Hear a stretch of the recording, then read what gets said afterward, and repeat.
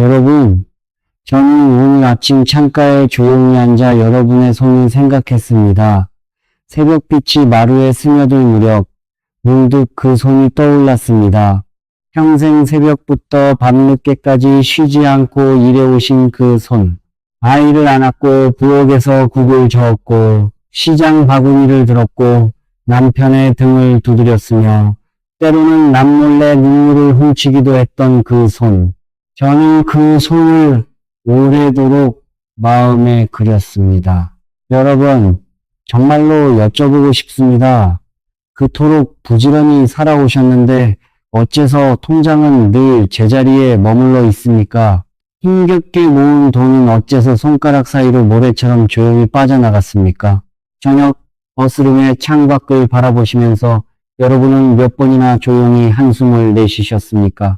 지금 이 순간에도 여러분의 어깨 위에 무겁게 얹혀있는 그 무게, 갚아야 할 빚, 다 자란 자식에 대한 걱정, 곁에 계시지만 어쩐지 멀게 느껴지는 배우자와의 서먹함. 저는 그 무게를 조용히 압니다. 그러나 여러분, 오늘 저는 아주 분명한 목소리로 이 한마디를 먼저 전해드리고자 합니다. 여러분의 가난은 결코 여러분의 잘못이 아닙니다. 여러분이 게을렀던 것도 아니고 여러분이 어리석었던 것도 아닙니다. 다만 흐름이 막혀 있었을 뿐입니다. 물길이 어느 지점에서 조용히 어긋나 있었을 뿐입니다. 그리고 그 막힌 흐름 가운데 하나가 여러분이 평생 하루도 빠짐없이 해오신 어떤 아주 사소한 습관 안에 조용히 숨어 있었습니다. 너무나 사소해서 여러분 스스로도 눈치채지 못하셨던 그 습관 말입니다. 여러분, 오늘 저는 여러분께 돈 한 푼도 드리지 않는 비밀 하나를 조용히 전해드리려 합니다. 새로 사야 할 부적도 없고 어느 산에 오르셔야 할 것도 없으며 어느 절에 시주하셔야 할 것도 없습니다. 오직 여러분의 몸 하나, 조상님이 물려주신 그 소중한 몸 하나로 재물의 문이 조용히 다시 열리기 시작합니다. 저는 이것을 지난 30여 년 세월 동안 수많은 분들의 삶에서 눈으로 직접 보아왔습니다. 여러분께 세 가지를 약속드리겠습니다. 다음 목요일 새벽에 처음 이 일을 마치신 뒤 여러분은 손끝이 조용히 저릿해지는 첫 신호를 느끼실 것입니다. 그로부터 3주 안에 잊고 계셨던 어떤 인연이나 뜻밖의 소식이 문을 두드릴 것입니다. 그리고 석 달 안에 지난 7년 동안 조용히 닫혀있던 재물의 문이 다시 열리기 시작할 것입니다. 이것은 제가 만들어낸 말이 아닙니다. 이것은 부산 해운대 박순자 여사님, 대구 수성구의 정말숙 여사님, 그리고 지금은 이름을 다 말씀드릴 수 없는 수많은 여러분들이 몸소 걸어오신 길입니다. 여러분, 옆집 김 여사님의 이야기를 잠시 들려드려도 되겠습니까? 김 여사님은 지난 5년 동안 매주 화요일 아침 부엌 창가에 앉아 조용히 손톱을 정리해 오셨습니다. 아무 뜻 없이 그저 화요일 아침이 손이 잘 보였기 때문이었죠. 그 5년 동안 김 여사님의 재물은 이유 모르게 계속 새어나갔습니다. 마치 밑빠진 항아리에 물을 붓듯이 말입니다. 그런데 지난 목요일 새벽 처음으로 요일을 바꾸신 지 사흘 만에 30년 전 연락이 끊어졌던 사촌으로부터 뜻밖의 유산 소식을 받으셨습니다. 김 여사님은 그날 밤 조용히 눈물을 흘리셨다고 합니다. 5년이 아니라 지난 30년의 세월이 한꺼번에 풀리는 듯한 느낌이었다고요. 여러분이 매주 한 번 혹은 두 번 아무 생각 없이 해오신 그 아주 사소한 일, 일주일 가운데 오직 이 두 날에만 하지 않으시면 됩니다.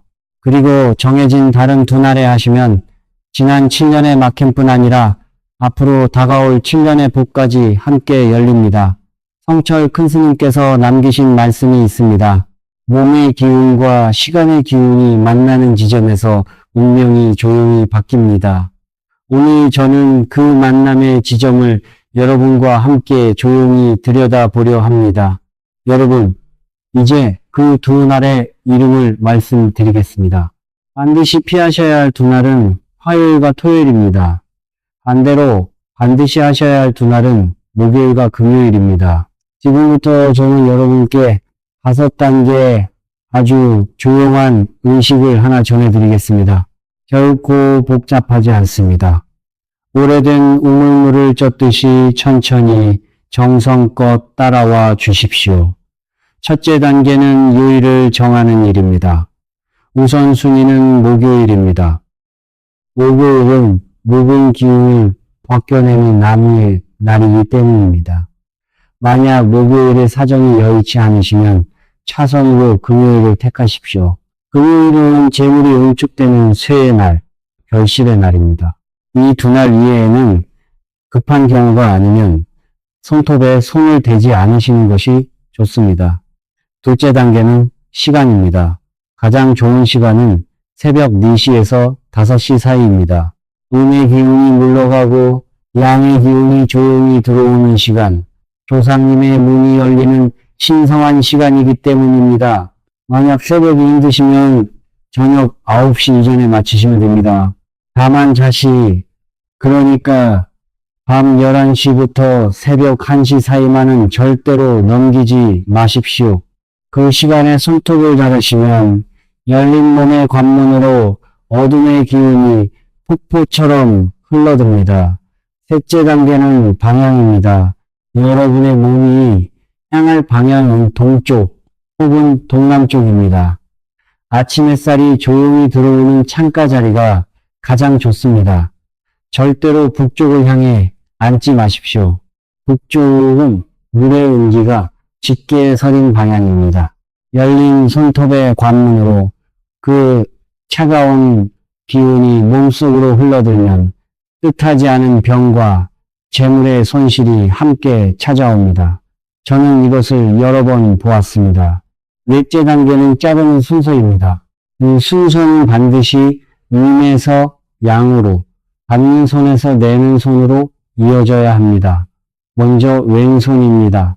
왼손 새끼손톱부터 시작해서 약지, 중지, 검지, 그리고 마지막으로 엄지로 마무리하십시오. 왼손이 끝나면 오른손으로 넘어갑니다. 오른손 역시 새끼손톱부터 약지, 중지, 검지, 엄지의 순서입니다. 닿는 손을 먼저 열고 왼손을 나중에 닿는 것이 이치입니다. 그리고 절대로 살까지 닿치도록 깊이 자르지 마십시오. 1mm 정도의 여유를 반드시 남겨두십시오. 이 몸은 조상님이 물려주신 유산이지 여러분이 함부로 다루셔도 되는 물건이 아닙니다. 5째 단계는 자르기 전 3초 동안의 침묵입니다. 조용히 눈을 감으시고 마음속으로 이렇게 말씀해 보십시오. 묵은 기운은 떠나고 새로운 복이 들어오기를. 이 짧은 한마디가 여러분의 손끝을 통과해서 몸 전체로 조용히 퍼져나갑니다. 특히 조상가피를 청하고자 하시는 분은 이렇게 덧붙이십시오. 조상님, 오늘도 이 몸을 지녀 이 자리에 있게 해주셔서 감사드립니다. 의식이 끝난 뒤의 처리도 아주 중요합니다. 자른 손톱은 반드시 흰종이나 깨끗한 화장지에 모아 곱게 싸십시오. 흰색은 정화의 색입니다. 그리고 그 종이를 반드시 집 밖의 쓰레기통에 버리십시오. 절대로 부엌 근처에 두시면 안 됩니다. 부엌은 집안에 재물 에너지가 태어나는 자리입니다. 그곳이 오염되면 재물의 원천이 조용히 상합니다.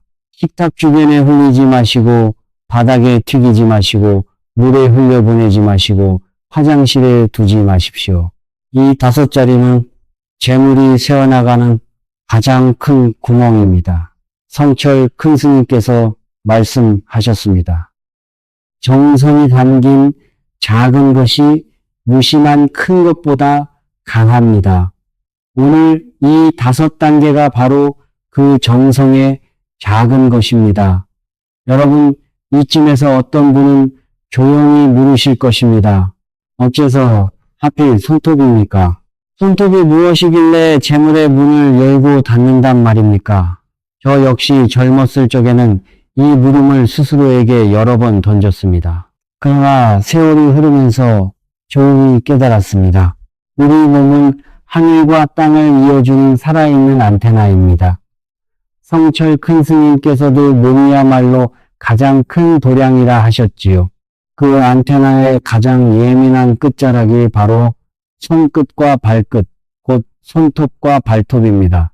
옛 한의학에서도 손톱의 뿌리에 자리한 혈은 신장과 간, 그리고 신장의 기운과 직접 이어져 있다고 보았습니다. 손톱은 단순한 뼈의 조각이 아니라 몸이 흡수하고 내보내는 기운이 조용히 모이는 저장소입니다. 저는 종종 손톱을 수도꼭지에 비유합니다.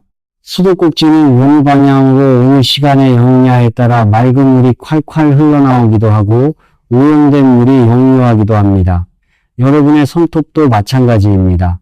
오른 요일에 여시면 몸 안에 쌓여있던 묵은 기운이 조용히 빠져나가고 새로운 재물의 기운이 흘러듭니다. 그러나 어긋난 요일에 여시면 어렵게 모은 재물의 기운이 열린 관문을 통해 조용히 새어나갑니다.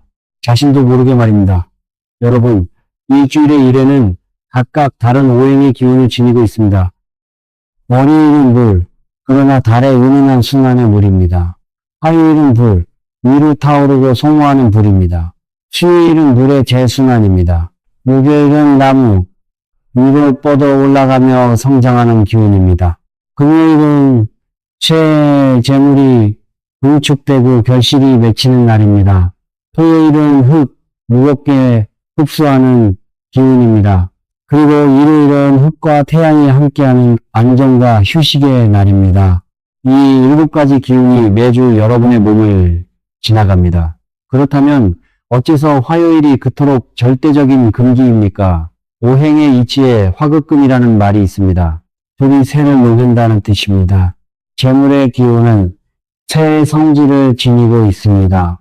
그런데 화요일에 손톱을 열면 여러분의 몸에 조용히 축적된 쇠의 기운, 곧 재물을 끌어당기는 자석 같은 기운이 화요일의 불에 그대로 녹아 사라집니다. 그리고 여러분, 오는 병5년, 그러니까 2026년은 특히 조심하셔야 합니다. 병은 하늘의 불, 오는 땅의 불입니다. 이미 두 겹의 불이 하늘을 감싸고 있습니다. 그 위에 다시 화요일이라는 요일의 불이 얹히면 화기가 세 겹으로 겹쳐집니다. 이 삼중의 불 아래 손톱을 여시면 지난 7년의 재물복이 단 하루 만에 조용히 날아가 버립니다. 이것이 제가 이토록 반복해서 말씀드리는 이유입니다.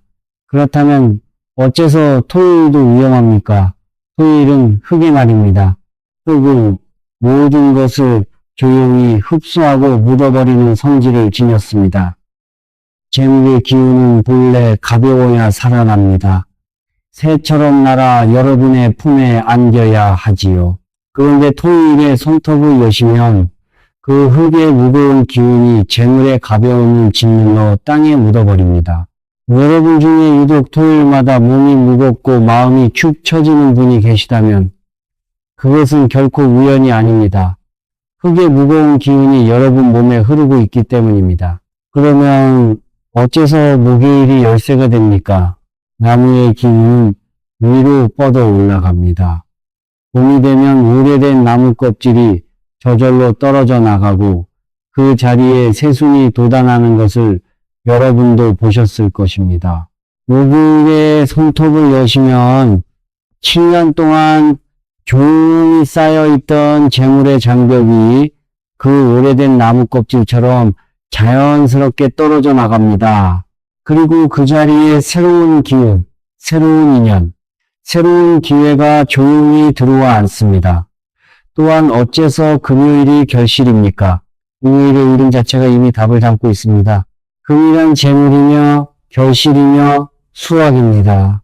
몸의 기운과 우주의 쇠의 기운이 만나면 여러분은 그 자체로 재물을 끌어당기는 자석이 됩니다. 목요일에 묵은 것을 벗겨내고 금요일에 새로운 것을 응축시키는 것.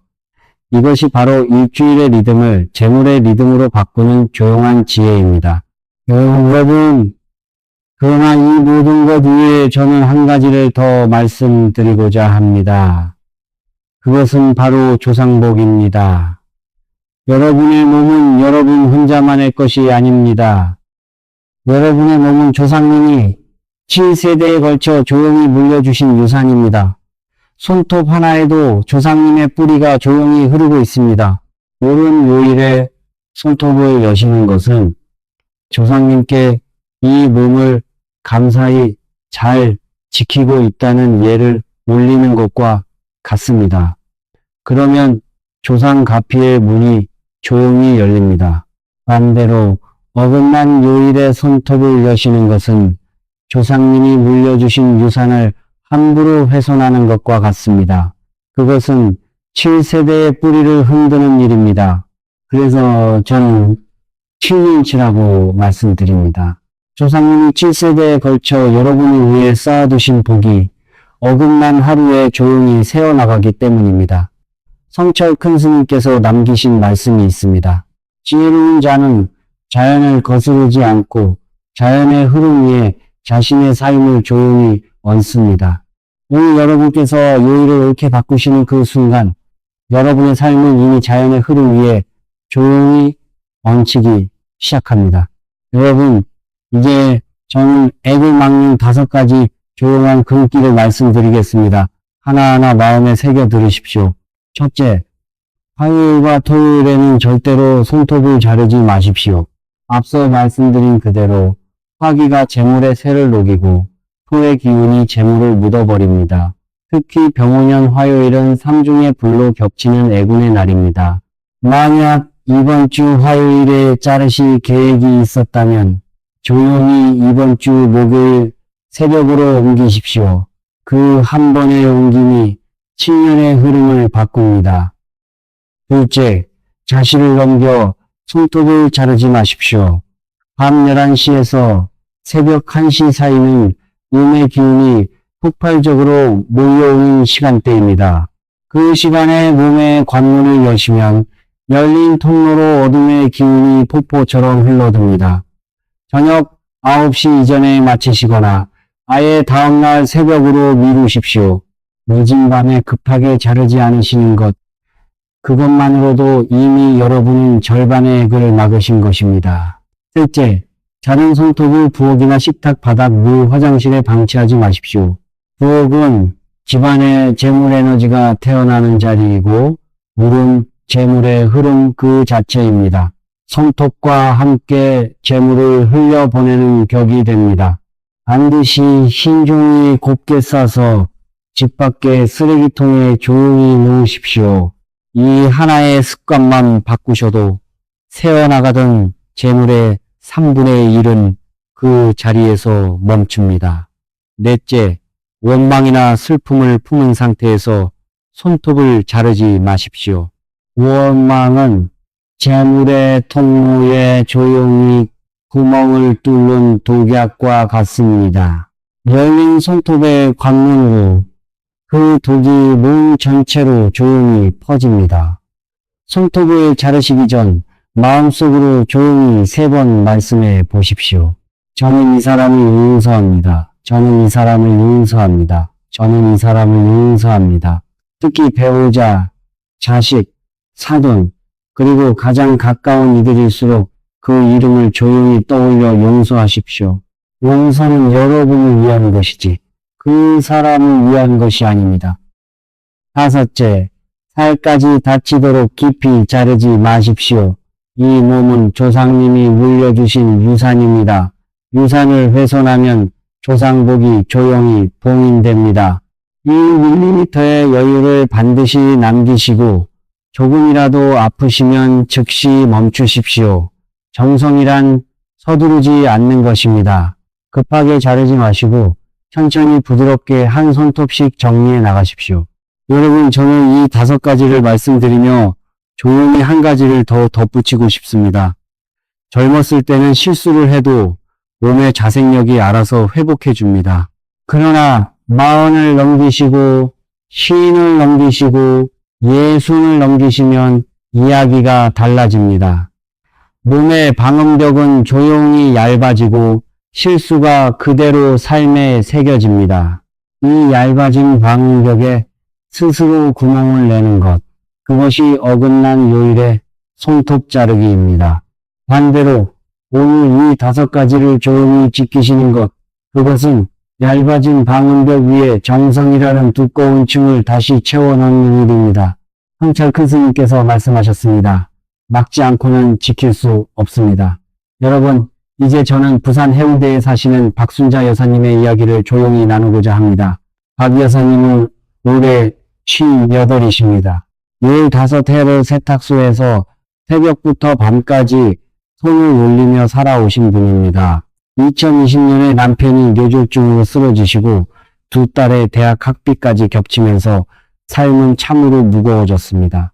그런데 저는 박 여사님을 뵙고 조용히 놀랐습니다. 그분은 2016년부터 2023년까지 무려 7년 동안 매주 화요일 아침 가게 문을 열기 전에 손톱을 정성껏 정리해 오셨습니다. 왜냐고 여쭈니 이렇게 말씀하셨습니다. 손님을 맞이하는 사람의 손이 지저분해서야 되겠느냐고요. 그 마음은 참으로 아름다웠습니다. 그러나 요일이 어긋나 있었죠. 그 아름다운 정성이 화요일이라는 어긋난 그릇에 담겨 지난 7년의 재물이 조용히 새어나갔습니다. 저는 박 여사님께 말씀드렸습니다. 요일을 목요일 새벽으로 옮기십시오.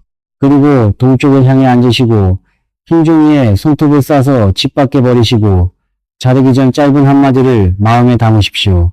박 여사님은 조용히 고개를 끄덕이시고 그대로 실천하셨습니다. 사흘 뒤 놀라운 일이 일어났습니다. 30년 단골이던 손님으로부터 아파트 단지 리모델링 세탁 계약 문의가 들어왔습니다. 홍주지에는 딸의 사돈이 근처 회사 자리를 소개해 주셔서 취업이 확정되었습니다. 그리고 석 달 뒤 남편의 재활에 눈에 보이는 진전이 생겼습니다. 처음으로 지팡이 없이 화장실까지 걸으시게 된 것입니다. 박 여사님은 그날 밤 조용히 남편의 손을 잡고 오래도록 우셨다고 합니다.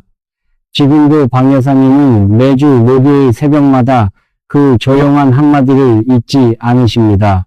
여러분, 저는 이 이야기를 나눌 때마다 손톱이라는 것 자체가 이미 무소유의 스승이라는 사실을 새삼 느낍니다. 손톱을 잘하면 반드시 잘라내야 합니다. 붙잡아두면 오히려 몸을 상하게 하고 걷는 것조차 불편해집니다. 재물도 손톱과 조금도 다르지 않습니다. 억지로 붙잡으면 손을 다칩니다. 잘라낼 때가 되었을 때 감사히 놓아드리면 그 빈자리에 새로운 것이 조용히 자랍니다. 버려야 채워집니다. 몸에 묵은 기운을 잘라내야 새로운 재물의 기운이 조용히 들어옵니다. 옛 어른들께서 말씀하시던 지족지부, 곧 만족을 아는 자가 진정한 부자라는 그 말씀이 바로 이 이치입니다. 여러분, 마음속에 원망 하나를 잘라내면 그 자리에 복 하나가 조용히 들어옵니다. 그러니 목요일 새벽에 손톱을 자르시면서 마음속에 조용히 남아있던 원망도 함께 잘라내십시오. 배우자에 대한 원망, 자식에 대한 서운함, 세월에 대한 억울함, 그 모든 것을 손톱과 함께 흰 종이에 싸서 집 밖에 조용히 보내드리십시오. 조상님은 여러분의 지붕이십니다. 지붕이 튼튼하면 비바람이 몰아쳐도 안에서는 편안합니다. 오른 일에 몸을 다스리는 것은 그 지붕에 절을 3번 올리는 것과 조금도 다르지 않습니다.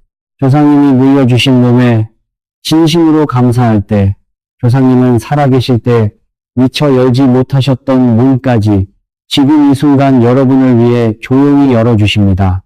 그러니 목요일 손톱 정리를 마치신 뒤 이렇게 3번 조용히 감사드려 보십시오. 조상님, 이 몸을 물려주셔서 감사합니다. 조상님, 이 손을 물려주셔서 감사합니다. 조상님, 오늘 이 요일의 지혜를 알게 해주셔서 감사합니다. 여러분, 다시 한번 말씀드리겠습니다. 여러분의 가난은 결코 여러분의 잘못이 아닙니다. 흐름이 막혀 있었을 뿐입니다. 그리고 오늘 그 흐름이 다시 조용히 열리기 시작했습니다. 성철 큰 스님께서 말씀하셨습니다. 복은 구하는 것이 아니라 심는 것이며 심는 것보다 앞서는 것은 마음을 비우는 일입니다.